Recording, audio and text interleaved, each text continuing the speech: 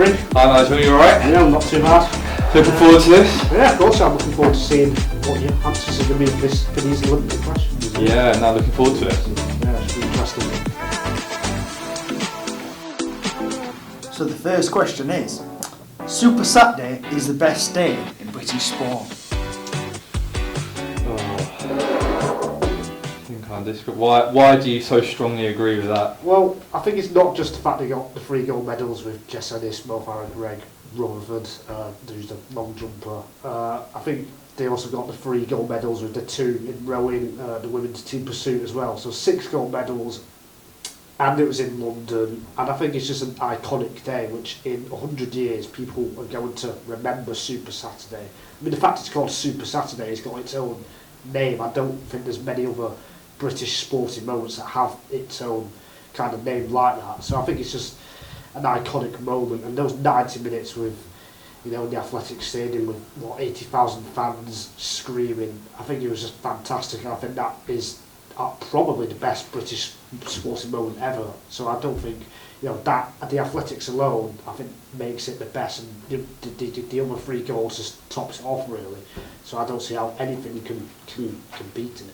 I think for me it certainly is the best British Olympics moment, and I think I don't think that can be argued, but I just always think back to in 2019, the summer, when we had on a Sunday, it was Lewis Hamilton wins the British Grand Prix on the way to another world title. Djokovic beat Federer in a 5-set thriller at Wimbledon, which is obviously one of the biggest showpiece events in the British sporting calendar.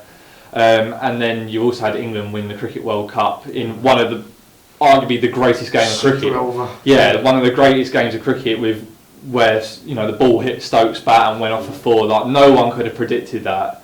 So I think for me, just because it was so different and there was just so much going on. Obviously, most of that was pot luck that it all got scheduled on the same day. But I just think for me that was such a special day, and one that I won't forget. But I can definitely see why, especially with it all being British athletes on home soil, I can see why that Super Saturday gets held as that day. I think the problem with yours is people don't remember that all those 3 events happened on the same day. Like, I think some people might think Wimbledon happened the weekend after the British Grand Prix, and because they're all so separate events, you know, I don't know how many Formula 1 fans also watch cricket or tennis, whereas the Olympics is all together almost, and I think there's 30 million people watching most days for London 10 years ago. So I just think that makes it more special, and the atmosphere as well. So I think that's just more of a historic moment really, rather than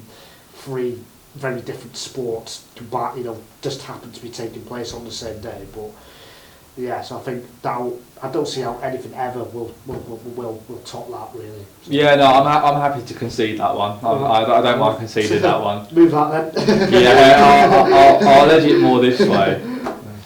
So the next question is, the Olympics is the best sporting event in the world. Agree or disagree? 3, 2, 1. I'm going to have to... We've gone the same. I think it's the World Cup, isn't it? Football World Cup. Because football's the biggest sport, watched by the most people. And I think more people watch it as well. But so that's why I've not gone strongly. But I think the Olympics, you know, there's more sports. I think there's more history as well. So for me, it just edges it. But Football World Cup. Yeah. You know what, actually, I'm going to move it up there, right. Thinking about it, just because I think we also have to remember, we have to combine the Olympics and Paralympics. Yeah. And I think when you take that into account, the way that the Olympics and Paralympics caters for people that like any sport, and even people that aren't particularly interested in sport, I feel like people get behind their country and whoever they are. You know, there's BMX riders that we've never heard of that suddenly become like golden boys and girls overnight. I think it's the largest multi-event sporting sort of competition by far. I think the World Cup's great, but I just think there's something special about the Olympics. It all, like, you know, being in such a tight time period.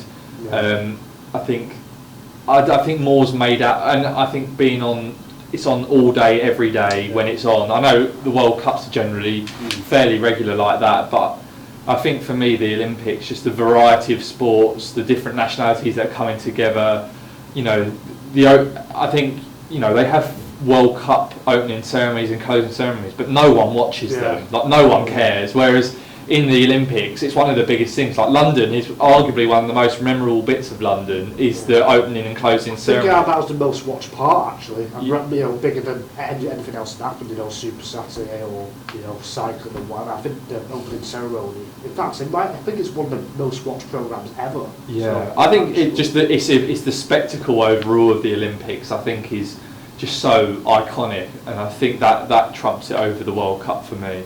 Was the question biggest or best? Best sporting event. Best. I'll tell you, yeah, best. Biggest, I'd maybe say football, but best, yeah, I'll probably just say Olympics. I guess the only argument you could have with the football not being it is that you do see quite a few teams that are not. There can be quite a golfing teams. You know, think of England in the last World Cup when they played Panama. So like teams like Saudi Arabia, which, all due respect, you know, they're not even on the same level as England. People say the Euros is, you know, tougher than the World Cup. Yeah. So you could argue that. So I think, for me, I think everyone probably would agree with that statement, that the Olympics are. It's just to what degree, and probably depends on your interests as well. Yeah, definitely. Third and final question. If the Olympics were to be held in the UK again, should it be outside of London? 3, 2, 1. Well, you're from the south. Yeah. I'm from the north. The only reason, I think, in an ideal world, if we lived in a perfect world, I would be joining you up there, because I know, living nearby to Stratford, I know what an unbelievable transformative impact it had on that area. It was a desolate waste ground, like it was toxic, the waters were unusable, and then you see David Beckham coming in on a speedboat for the opening ceremony. But I just think, when you think about it logically, and when you think about the cost implications of running an event like that, you know, Manchester and Liverpool have got some fantastic sporting arenas, but I don't know how many of them would be up to Olympic standard. So therefore, there'd be a lot of stuff that would have to be built from the ground up, and I just think the cost of it would just not, when you've got perfectly good infrastructure, because one of the big things about 2012 is they've kept the venues at Olympic standard.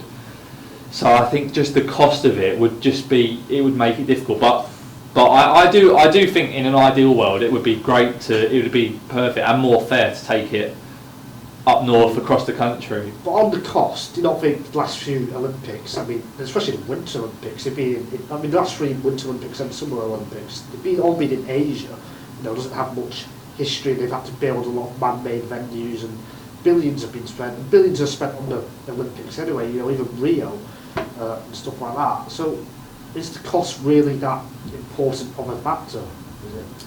I just think it's that general public. There was scepticism over London about how much it would end up costing the taxpayer and things like that. And I think, especially in this climate right now, when we've just come out of COVID, I think a lot of people would be sceptical about it. But maybe that's a separate point. But I think one thing that could happen is that if London were to host again, I think there should definitely be a bigger focus on taking some of the events that don't necessarily need to be in London. And we've got some good facilities elsewhere. You know, like sports like hockey, like the Lee Valley Centre in Stratford is fantastic.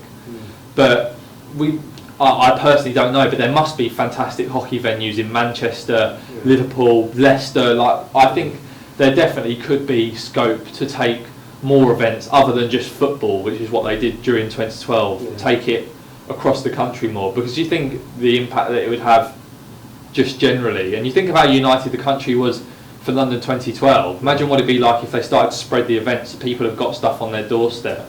Yeah, I think, well, we've seen, haven't we, you know, other countries where the capital city or the biggest city hasn't hosted the Olympics, like LA is hosting it in 2028, it's hosted it in 84, Atlanta as well in 96, then Australia you've got Melbourne and Sydney. Like, yes, they are the two biggest cities, but there's two different cities there. Why can't Manchester and or Liverpool, host it together or something like that? We're seeing that in other sports where you get two big cities or even countries coming together and hosting it like that. So I would love to see Manchester and Liverpool, hosting the Olympics. I think it'd be great. And even, Scotland, like Glasgow, Edinburgh, they should have a chance as well, arguably. And Glasgow have done Commonwealth Games. Yeah. Manchester did the Commonwealths in 2002. So it's possible, but I think realistically a joint bid, whether that's a UK bid or a city by city bid, like joining together, I think that's probably the most sensible option. But I think mainly it would be great to have that sort of event back and not wait from 2012 we waited since 1948 to get a games, and think of all those athletes that never got the chance of having a home game. I think importantly it'd be great to get them back sooner rather than later. So I think to answer the question, it should, which is why I'm struggling, but whether it will, probably Henry's right, it's most likely going to be in London, unfortunately. Not unfortunately, because it'd be great, but when it does happen in 20, 30, 40, 50 years, London is probably going to be the destination. But it'd be nice to see. No one could argue against wanting to move it across the country, but Go on through.